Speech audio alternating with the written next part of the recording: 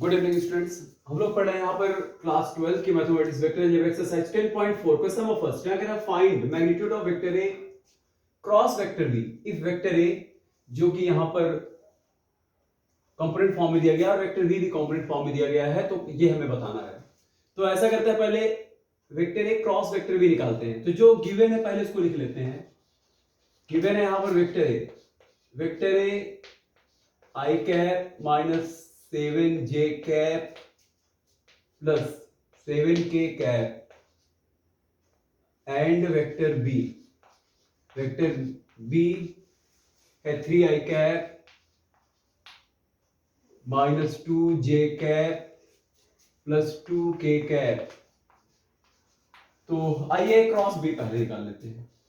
Vector A cross vector B, तो हमने आपको बताया ना कि वेक्टर का क्रॉस प्रोडक्ट निकालने के लिए 3/3 मैट्रिक्स का एक डिटर्मिनेंट बनाते हैं, यानी दो वर्टिकल लाइन खींचेंगे और यहां पर आई जे और के, आई कैप जे कैप के कैप, दो वर्टिकल लाइन में यहां पर फर्स्ट रो में इसको लिखेंगे। अब सेकेंड रो में ए का जो स्केलर कॉम्बिनेशन जे के जो कोएफिशिएंट है उसको लिखेंगे। तो यहां पर इसका कोएफिशिएंट है 1, इसका कोएफिशिएंट है -7, इसका है +7।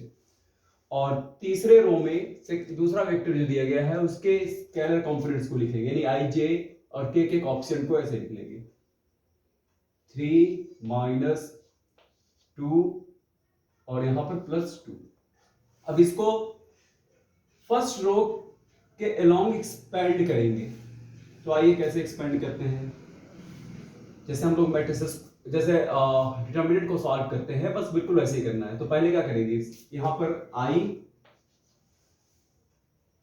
कैप लिखेंगे और इसको बंद कीजिए, इसके साथ मल्टीप्लाई करेंगे।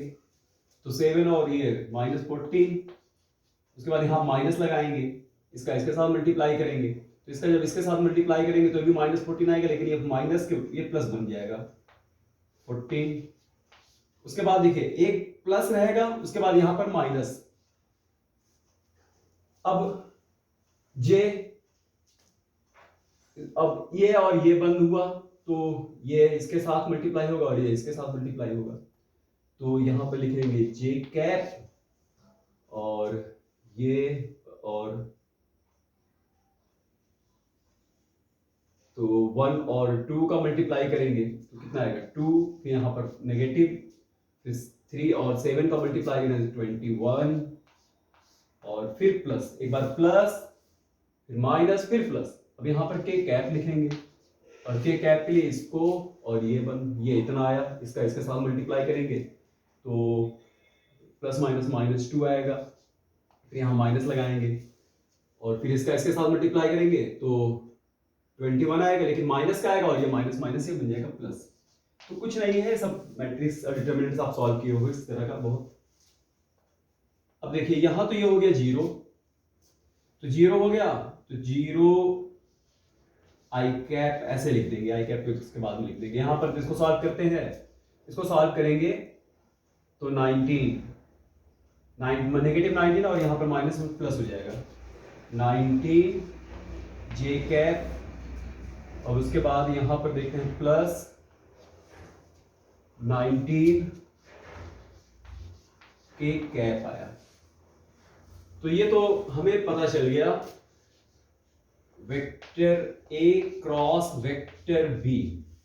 अब इसका मैग्नीट्यूड हमें बताना है, तो इसका मैग्नीट्यूड बताने के लिए क्या करेंगे, इसका मैग्नीट्यूड, वेक्टर का मैग्नीट्यूड हमें बताना है, तो इसके लिए अंडर रूट, अब सीधा सीधा लिखेंगे, आई का कोएफिशिएंट क्या है, यहाँ 0 है, तो 0 कोई मतलब ही नहीं है, 19 है, 19 का स्क्वायर कर लेंगे, या आप इसको चाहें तो इसको ऐसे भी लिख सकते हैं 19 जे कैप प्लस 19 के कैप, ऐसे भी लिखा जा सकता है। तो अब ये हो गया 19 का स्क्वायर और प्लस 19 का स्क्वायर, मैग्नीट्यूड निकालना आता है जब कंपोनेंट फॉर्म में रहता है। तो अब आगे देखते हैं, इसको देखिए, इसको ऐड कर देंगे। जैसे भाई आपके पास x² प्लस x² लिखा हो तो इसको आप ऐड करते हो तो क्या लिखते हो, 2x² लिखते हो, नहीं लिखते।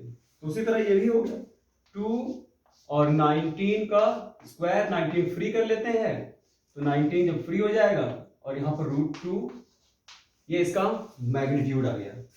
बस ये पूछा है आपसे। तो यहां पर आपने देखा कि वेक्टर ए और वेक्टर बी का क्रॉस प्रोडक्ट, यानी इसका क्रॉस निकालने के लिए एक 3x3 मैट्रिक्स का एक डिटर्मिनेंट बनाते हैं, जिसके फर्स्ट रो में आई, जे और के कैप को लिखते हैं।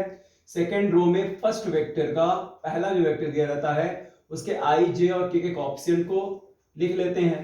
उसके बाद थर्ड में सेकेंड वेक्टर के